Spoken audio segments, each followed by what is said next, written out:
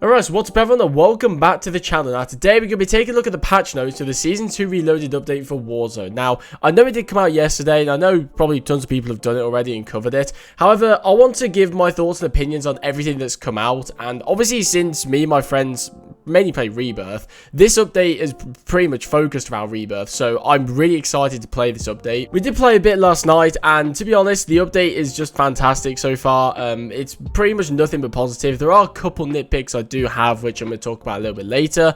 But yeah, with all that out of the way, let's just get right into the patch notes. So the first thing that I noticed once I looked at these patch notes is the deployable buy station. Now this is a legendary field upgrade which you can find on the ground, and it works similar to a loadout drop where you throw down a sort of smoke grenade thing and you call in a deployable buy station. It will land in the same way as a loadout drop, and you can just use it as a buy station. It's very self-explanatory, and it is a fantastic feature which I'm so happy about. And the main reason is because if, let's say, you land in a POI that doesn't have a buy station there, because for some reason they have RNG buy stations in this game. Regardless, if you land, let's say, Nova 6 and there isn't a buy station there, if you find one of these, you can call in the buy station and have one there. It's a really good feature. I don't think it's a permanent thing. I think you throw it down, it will disappear after some time. And I don't think supply runs work on them either. I do think fire sales work on them though. So, yeah, this is just a great way to spice up the game, I suppose. Another scenario I can think of is, let's say you're on the roof of prison. Obviously, there's no buy station really close apart from the one of those headquarters houses. But that's a trek, you know, it's also very dangerous because people sit in those houses. You can just call on the roof and you don't even have to move. You can buy UAVs, airstrikes, anything you want. It's a great feature. I'm not going to be showing these patch notes on screen, by the way. You probably noticed by now. I'm just going to speed through them and mainly give my thoughts and opinions because a lot of this stuff people know already. But the first thing here, gas mask players will now be able to drop their gas mask, whether to give it to a squad mate or out of choice through the drop down inventory menu. So this is good because if, let's say, your teammate doesn't have one, you want to give them one for whatever reason, then you can do that. If your gas mask is like 5% durability, you can just drop it so you'd have to deal with the stupid animation. Whatever way you want to work it, this is now a feature. Armor satchels have been changed as well. So before this update, the way that it would work is that if you killed somebody and they had an armor satchel, they would drop a said armor satchel and 8 plates. So if you already had an armor satchel, you could still get those 8 plates they would have had. However, if you did have an armor satchel, sorry, and they didn't have any plates, they didn't drop any, you'd be screwed because you can't get the plates out of the armor satchel, and that has changed from this update. So the way that it works is that when you kill someone, they will drop an armor satchel, and that armor satchel will contain the amount of plates they had. So if they had 5 armor plates, that satchel will have 5 plates inside of it. If you don't have an armor satchel, I believe if you pick it up you still get the full 8, but if you already have an armor satchel, you can get those 5. Let's say you have 3 already on you. If you get those 5 from inside the armor satchel, you have a full 8. Now, I'm not sure if an armor satchel is empty, if you pick it up, you don't get any armor plates, or how that works exactly, but the way that you can actually just grab plates from inside the armor satchel now is a really good feature. If you're downed, you can control the state that you will be self-revived or revived into. So essentially, if you get revived, you can choose to be crouched already or proned already instead of just going straight up and then down again. If you need to stay down from a sniper, let's say, you can just stay down from being revived, which is very good.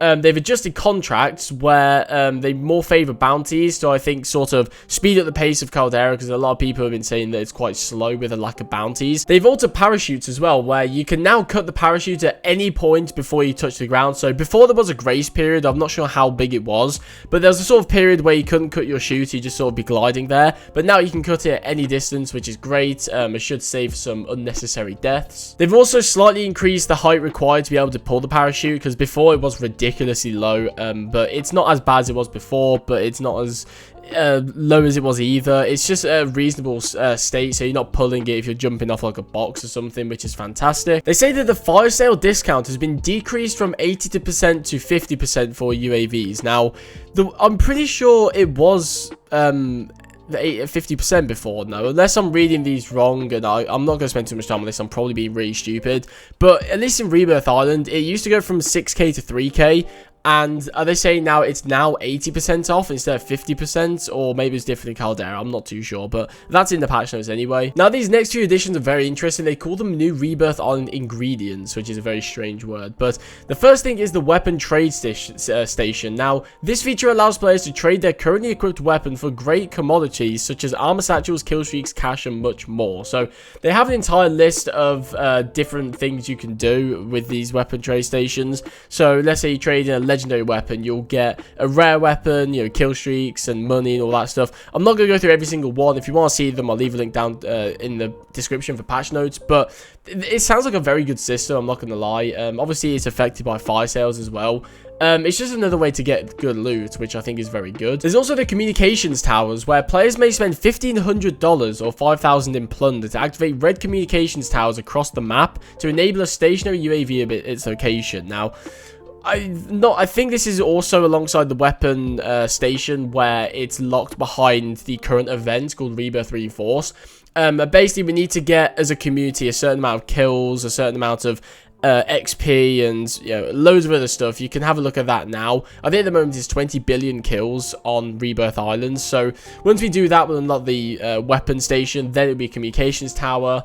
But this one sounds pretty cool. It's only 1,500, which is very cheap. They also have staged blueprints and items. Now, this one is very interesting to me. They say players may find iconic blueprints and powerful items strategically placed across the map. Now, I know one of these is a Zone 63. It's an ultra rare one, and it's at the bottom of bioweapons, I believe. I'm not sure if these are constant spawns or they're RNG based or whatever.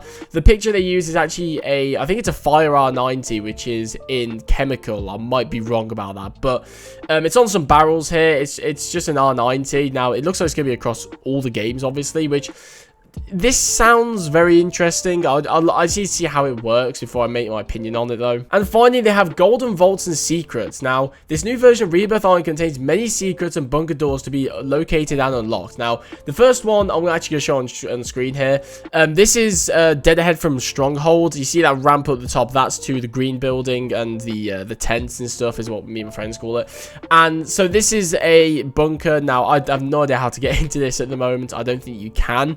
Another one of these, I think, the secrets they're referring to is there's 3 key cards located around the map, and inside Stronghold in the tower building, there's like a safety deposit box room, and you can use those key cards to get loadout drops and specialist bonus from these safety deposit boxes. The Rebirth Reinforced Challenge is what I was talking about earlier with these new features. Now, the 20 billion kills is going to unlock the weapon trade station and 25k XP. 190 million weapons traded to the weapon trade station will unlock the communications tower. You need to do 130 million payloads on Rebirth Island to unlock the armored truck deployment public event, which I don't really want, to be honest. And finally, gather $40 trillion in blood money on Rebirth Island to unlock the Golden Vault mystery and earn 100k. So, 100k XP, sorry. So, I assume that bunker, which I was talking about before, the one opposite Stronghold, that is what's going to be unlocked here. So, it can't be accessed yet. But I wonder what's going to happen if we don't reach one of these goals. Are they just going to release the feature anyway? What's the point? I'm kind of confused by that. They have the 3 brand new modes, which are Rebirth Payload, Rebirth Blood Money, and Rebirth Resurgence Solos. Now, I've talked about these before in my Season 2 Reloaded video before it came out. So if you want to see more about these, then I'll leave a link to that down below. Finally, they've introduced the public events. So the armored truck deployment, which is, I think, the one locked behind the challenge, the community challenge. Vanguard events, so the weapon drop, cash drop, and restock, they're now in Rebirth Island as well. And finally, this is the dumb one, by the way. Juggernaut armor drops. These drops will be very rare, so don't miss out on capturing them. Remove them from the game. We've experienced them once already. They're bullshit. Get rid of them. No. Now, a few quality of life changes. Some of these I feel like have been in the game for a long time already, but they say, following feedback from the community, all players drop with the same weapon on spawn and respawn, and the weapon will change with each circle. This has been in the game for a long time. I don't know why they're just saying this. And this next one as well. Players will spawn weapons from Vanguard, Cold War, and Modern Warfare. So you can spawn it with a Diamatti, a Renetti, ISO, a 1911 from Vanguard, all sorts of stuff.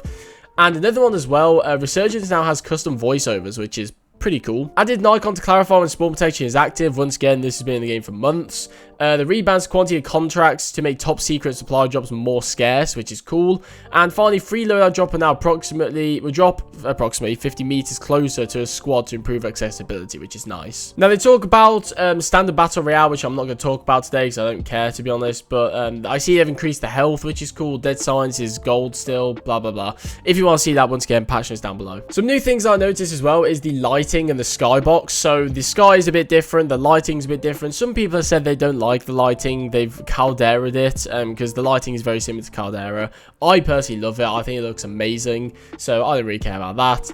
Another thing as well is the redeploy balloons and the Gulag revamp apparently as well. They've done a couple things too. And the final thing we're going to cover today is the weapons. Now, the Arma Guerrera 43 is a brand new Vanguard weapon. This thing's busted, just saying.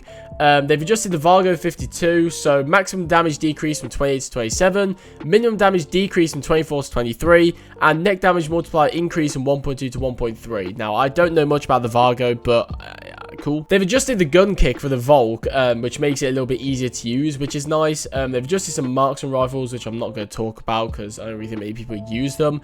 Melee weapons, they've increased the damage to make them a 2-hit because obviously the adjustment to Vanguard Royale and Battle Royale. Vanguard shotgun damage increased by 10% and magazine capacity for the Einhorn increased to 6 from 5. Now, at first I read this and I was just like, why have they done this? But then I realized that the Vanguard shotguns are actually terrible, so this is good. They've made aim assist enabled when not in ADS for the 3-line and the Type 99, obviously controller only. The Sten has had a small buff to its ammo capacity. They've increased that across the board.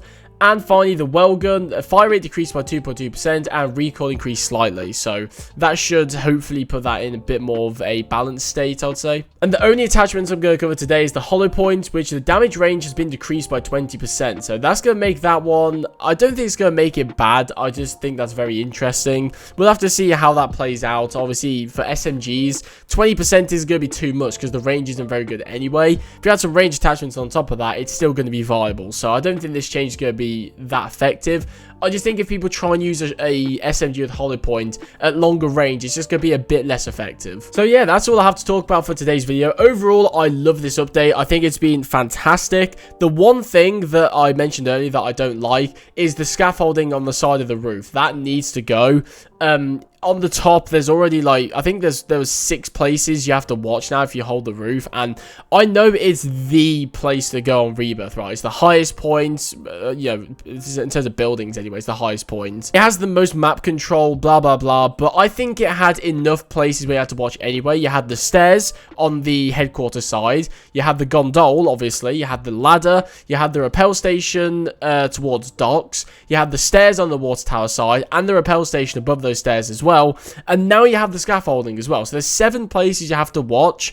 I suppose this is something we'll just have to adjust to and learn to watch it, but I think it's dumb. I think that scaffolding needs to go. Maybe it should just go to the window, not exactly the roof. But anyway, that's going to do it for today's video. Thank you guys very much for watching. If you've enjoyed it, make sure to leave a like and also subscribe if you're new around here. I'm definitely going to be getting some funny moments type videos out for this new Rebirth because we've been having fun so far. But yeah, thank you guys for watching, and I'll see you guys in the next one.